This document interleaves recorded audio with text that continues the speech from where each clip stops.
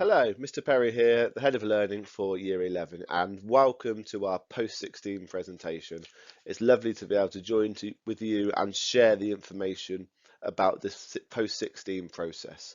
So the reason that we've got the event on this evening is to allow our students to make informed choices about their Post-16 applications. And that will include what providers they're going to go with, what courses they want to study, and perhaps most importantly, where do they want it to take them after college.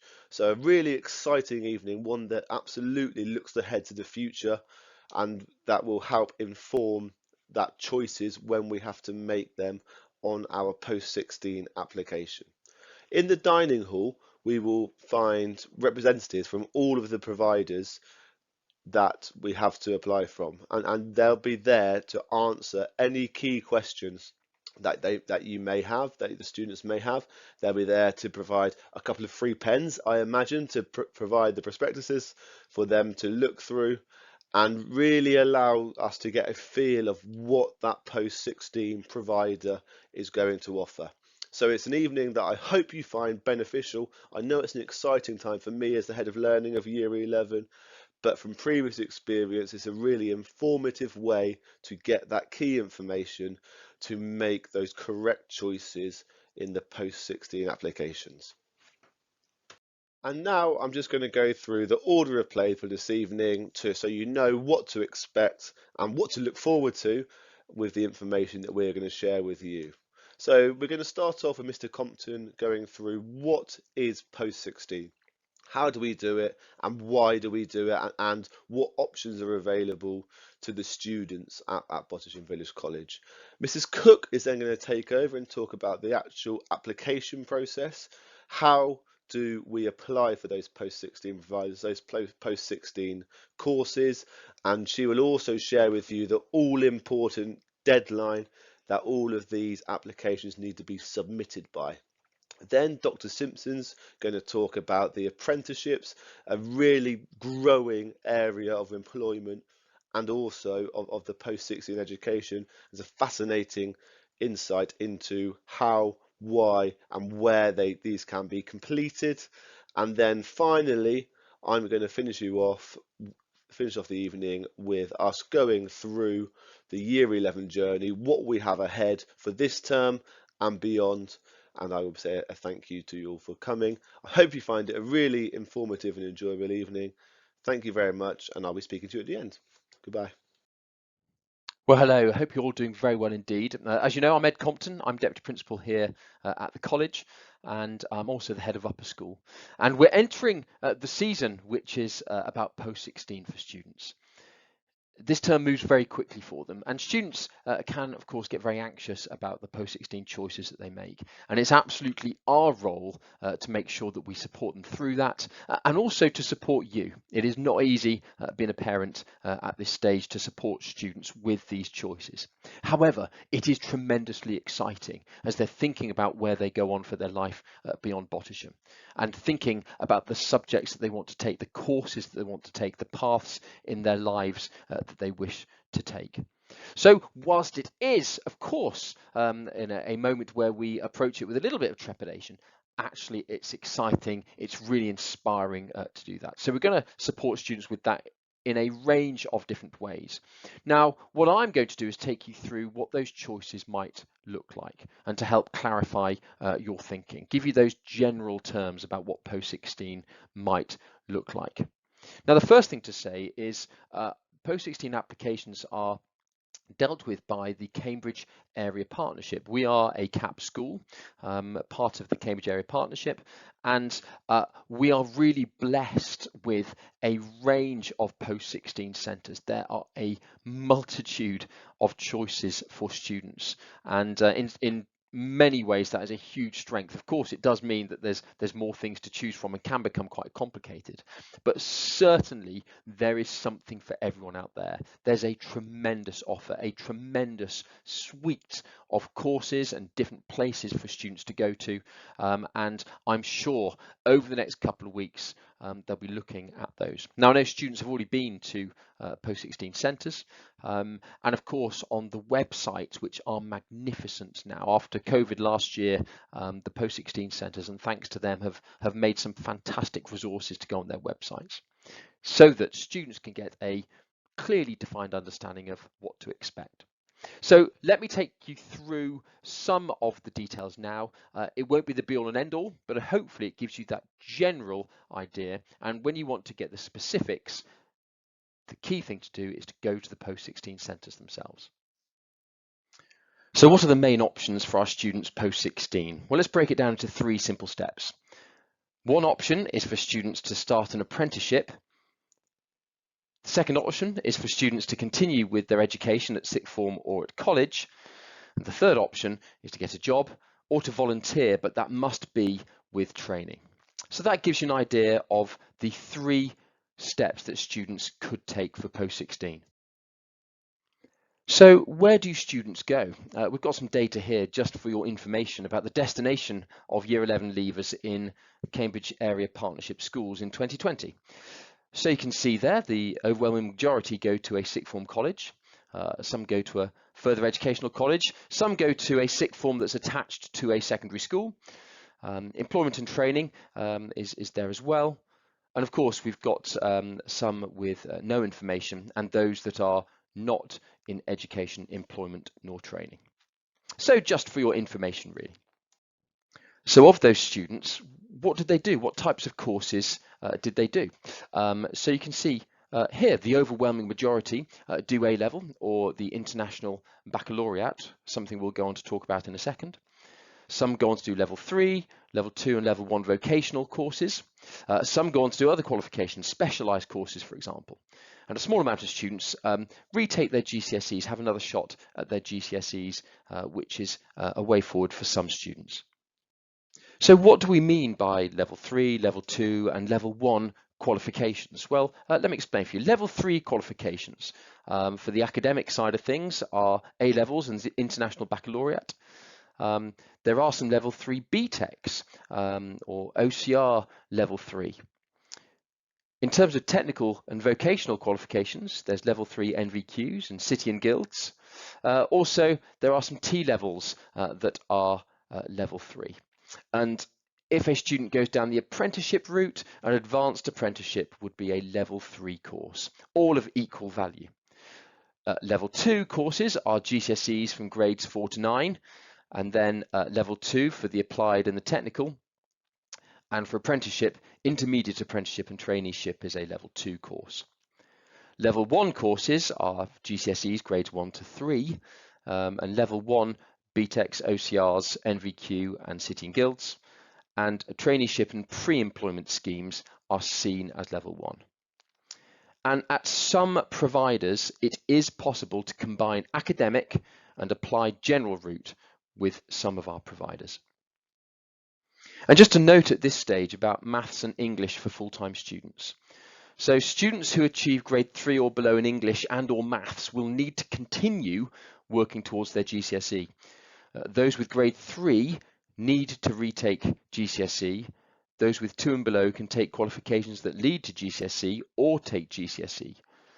Students at CRC will retake GCSE English and or maths if they have achieved a grade 2 or 3. Students with learning difficulties and or disabilities may be exempt from the above, but will still need to study maths and or English. So it's really important to be aware of that with students going into their GCSE year this year. So the big question that students are asking, of course, is where can I study?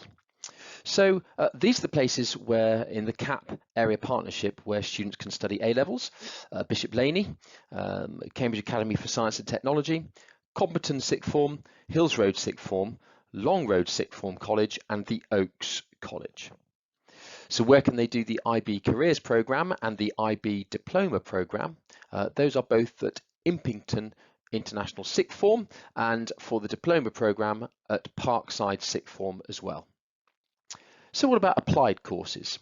Well, applied courses can be done at Cambridge Regional College, Bishop Laney, the College of West Anglia, the Cambridge campus, Long Road Sixth Form College, Comberton Sixth Form, and the Oaks College. So where can students do technical vocational courses? They can do those at Cambridge Regional College, the College of West Anglia, and T-levels can be done at CAST, the Cambridge Academy for Science and Technology. So what do these qualifications lead to? Well, here's a broad brushstroke of that. Of course, it's a $1 million question, isn't it? But here are some kind of examples. The qualification of the A-level or the International Baccalaureate, university, college, higher and degree apprenticeships and straight into work. The T-levels, exactly the same as well. The technical and vocational leads to an apprenticeship, to work, to college or university. Applied, again, can be for college, university, apprenticeship and work. The traineeship, well, that can lead to an apprenticeship, further education and work. A supported internship can lead to work, traineeship and apprenticeship. An apprenticeship, of course, as we know, leads to work, employment, the next level of apprenticeship, because of course it's staggered, further education and also into higher education. So again, a broad brushstroke, but gives you a bit of an idea of pathways, hopefully to help students inform their decisions. So I'm just going to give a general guide to entry requirements, and these are very general. And of course, the best way to understand entry requirements is to confirm these with the post-16 centres that you are considering. But just to give you a sense of the ballpark, so to speak. So for A-level or the International Baccalaureate, centres require a range of GCSEs, including maths and English. Some subjects need specific subjects and grades. T-levels, so a minimum of 5 grade 4 GCSEs, including maths and English. Some require grade 4 or above in specific subjects. Level 3 courses, a minimum of 4 GCSEs at grade 4 or above, and they usually include maths and or English. Some require 5 GCSEs at grade 4 and some require specific subjects. If you're going to go on to do GCSEs, then you need a minimum of 3 grade 4 GCSEs, including maths and English. Again, some subjects need that specificity. Technical vocational. So you start most courses at level 1, progressing to level 2 and level 3 as your skills develop. For some courses, you can enter at level 2 or 3, depending on your skill level. Some courses, of course, need specific subjects. And applied general at level 2, it's a minimum of 3 GCSEs at grade 3 or the vocational equivalent, usually including maths and English. And again, some require specific subjects. But of course, I'll repeat again, to confirm those entry requirements, you must go to the post-16 centres that you're considering to get a more highly defined view of what is required of you. So let's have a look at some of the minimum entry requirements for 2022 entry. So at Bishop Laney, it's a minimum of 5 GCSEs at grade 9 to 4, including English and maths, and that's course dependent. And it's a minimum of grade 5 or 6 in a chosen subject. If you're thinking about going to CAST, the Cambridge Academy for Science and Technology, at least 7 GCSEs at grade 9 to 4, including 2 sciences, either the double award or specific subjects at grade 6, maths at grade 6 and English at grade 4. If you're thinking about going to the Comberton sixth form, 5 GCSEs at grade 5 and maths and English grade 4. Also at least a grade 6 in the A-level subject or similar subject to be studied. For those of you going to Hills Road, slightly different. So to be invited to an informal guidance meeting about your course, you will need to place Hills Road as your first choice A-level centre or second choice behind a CAP school sixth form. Achieve their minimum entry admission score of 58 and be qualified for at least 2 subjects you are applying for. So a little bit different there. And again, please go to the sixth form, to the providers themselves to get a more detailed understanding. Refer to the websites and also to the prospectuses. So just to continue that, if you're thinking about going to Long Road, all qualified applicants are given a friendly guidance interview. So at least 7 GCSEs at grades 9 to 4 in a range of subjects, including maths and English, also grade 5 in relevant GCSEs for chosen A-level subjects. A minimum of 5 GCSEs at grade 4, usually including maths and or English for our level 3 applied courses, with additional specific requirements is also available. And a minimum of 4 GCSEs at grade 3, usually including maths and or English for our level 2 applied courses.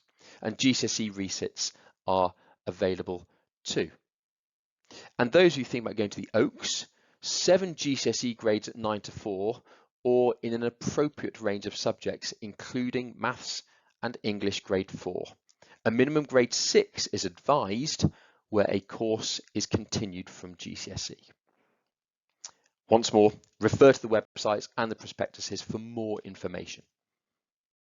So those of you thinking about the International Baccalaureate, here are the minimum IB profiles for 2022 entry.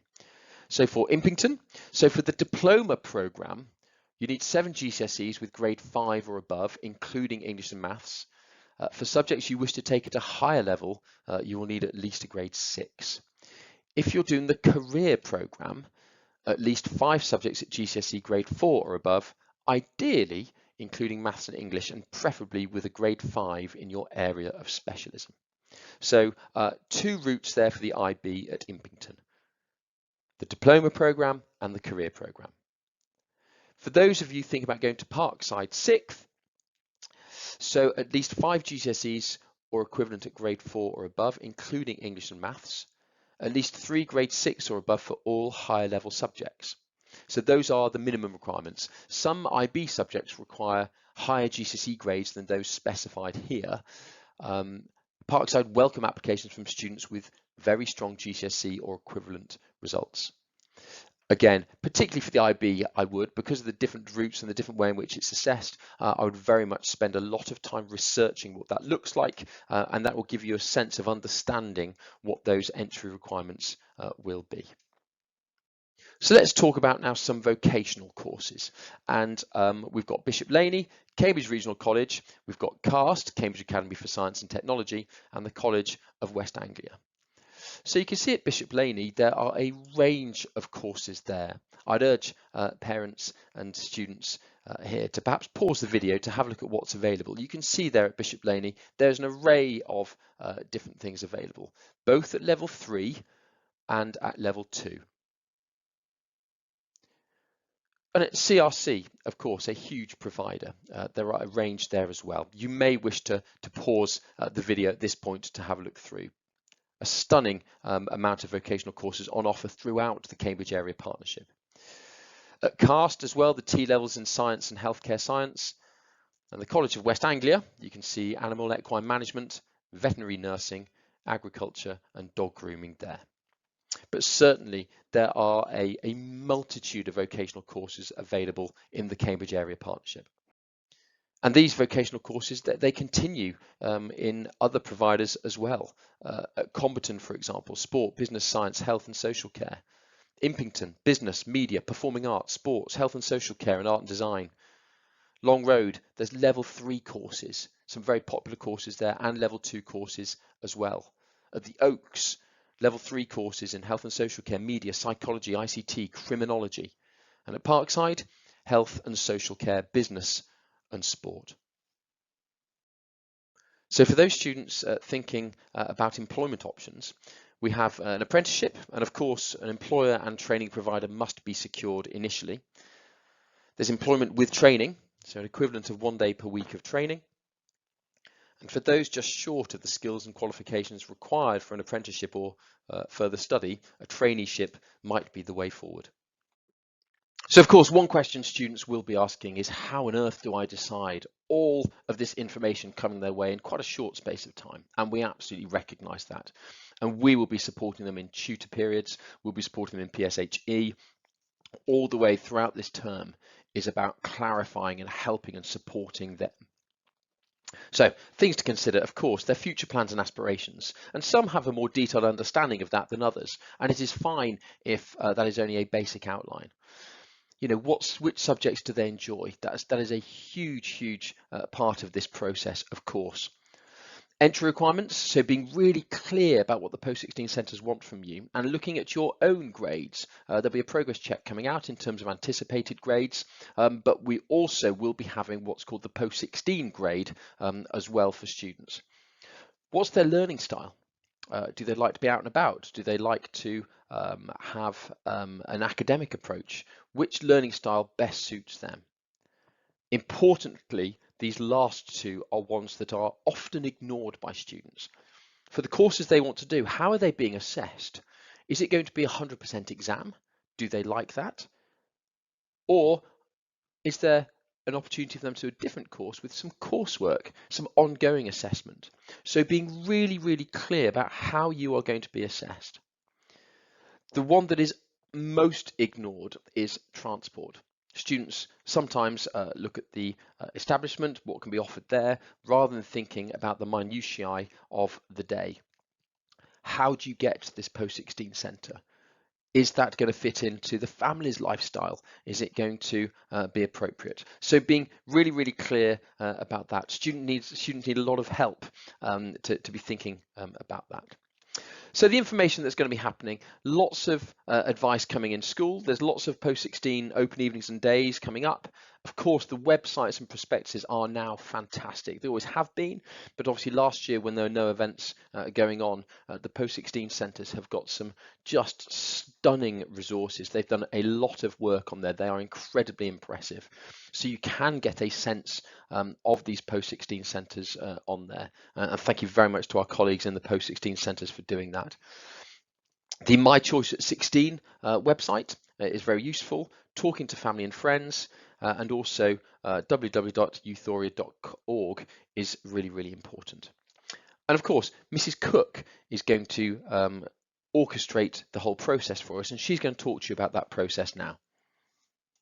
So that's a lot of information for you, it really is. And if you've got any queries, please contact us here at the college. Now, to take you through the application process, I'm delighted to introduce Mrs. Cook. Thank you, Mr. Compton, and good evening, everyone. My name is Denise Cook, and I oversee the post-16 application here at Bottisham.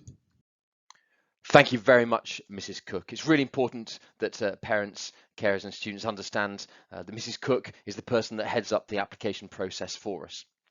So how do we apply? Well, we use the My Choice at 16 approach for all the centres in CAP. It's on a website, and on that, the online application involves a personal statement, involves a range of details about the student. Also on there, a range of details about the places that they are applying to. Now, we are looking at personal statements and how we write personal statements, which are particularly tricky. It's a very particular way of writing, but we've been doing that in PSHE lessons this week, so getting students well versed. My bit of advice to all students and all parents is get on top of this now. It's not something that you can do overnight. The application process is not a magic bullet, and it's something that takes a good 2 or 3 weeks to get right, involving putting the right details on there. Now, really importantly for centres outside of CAP, so if you're applying to somewhere, let's say in Suffolk or in Norfolk or somewhere like that, then you need to approach the centre directly. We have a few of those each year. For apprenticeships, although Dr. Simpson will be going on to talk about apprenticeships, there's apprenticeship websites there. There's also, in the CAP area, you can express an interest about apprenticeships on that website there, www.mychoice16.co.uk. And you can also look at companies' own websites, and you can contact colleges and training providers that offer apprenticeships. Okay, so Mrs. Cook is now going to talk about a really important date, which is the deadline for applications to be with us. Mrs. Cook, what's the deadline, please? And we'd very much like the students to have all their applications completed by the 13th of December of the end of this year, so we have time to look through them and make sure they're all tickety-boo. Thank you very much, Mrs. Cook. Now, one aspect we haven't looked at in detail is apprenticeships, which is a vital part of understanding post-16. We are delighted and incredibly fortunate to have Dr. Simpson work for us here at the college. And Dr. Simpson is going to give you a brief presentation on what apprenticeships are, where they sit and how we can apply. Dr. Simpson, over to you. The most important thing to remember about an apprenticeship is that you are doing a job. You will need to find a position in a company that you really like, in an industry that appeals to you. You will get a salary as part of that agreement. You will have a contract and you will have all the benefits of being in that job, the same as all the other employees. So what's the difference between an apprenticeship and another job? The difference is that alongside your work, you will be trained and you will also be studying part-time for a qualification that's related to the industry you will be working in. And as I say, these are directly relevant to that job. You may find that you will need to go to a training centre to do this qualification, or it could be that your employer has facilities at your place of work. Apprenticeships come in different levels, and the first is usually the intermediate level, and this is the starting point for many industries. Here you will gain understanding and the knowledge to progress to the higher levels in that industry. Advanced levels are more technical, and some apprenticeships will have this as a starting point. So the expectation here is that you're coming with something, and that may well be what we call level 3 study. Higher and degree apprenticeships are where the person is actually attending a part-time university course. As part of that package, the employer will pay for your university fees. Apprenticeships are available across a wide range of different industries, including things like healthcare, horticulture, marketing, advertising, engineering, a whole range of different creative crafts, for example. So there's a whole range of different apprenticeships that you might be able to access. A place to look would be at the government website, which is like a search engine for different apprenticeships, and the link is here. As I said, intermediate is the equivalent of level 2 qualifications. The advanced apprenticeships are the equivalent of level 3 qualifications. Higher apprenticeships are similar to the first and second year of a university degree, whereas a degree apprenticeship, once you have qualified, you will have the equivalent of a full degree. By the time you finish your apprenticeship, you will have, as part of that qualification, an expectation that you will have achieved level 4 GCSE or its equivalency. So it's quite important that while you're at school, you really work on your maths and your English, so it's much easier for you. Depending on the apprenticeship, you may also be asked for a certain number of GCSEs in order to gain access.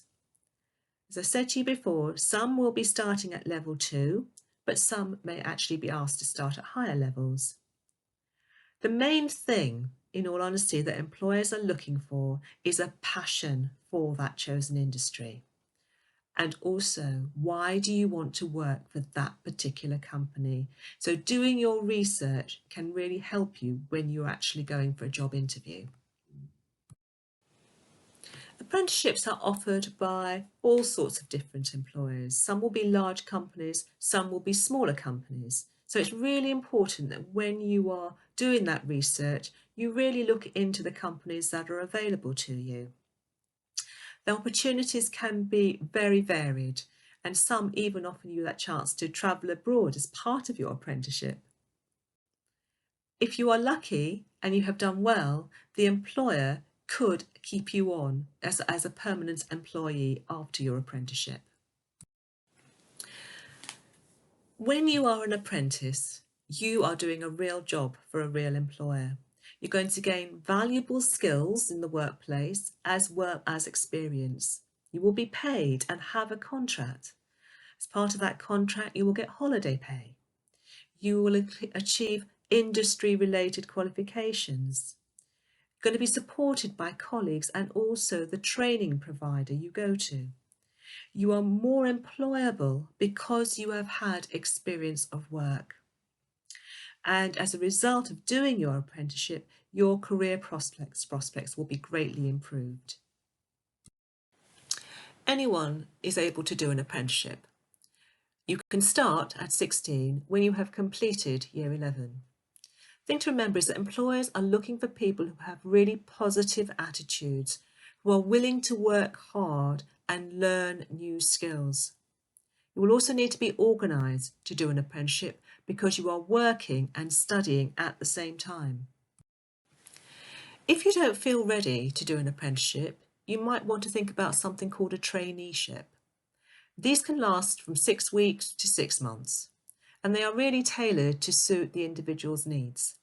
You will have preparation for your training and your work.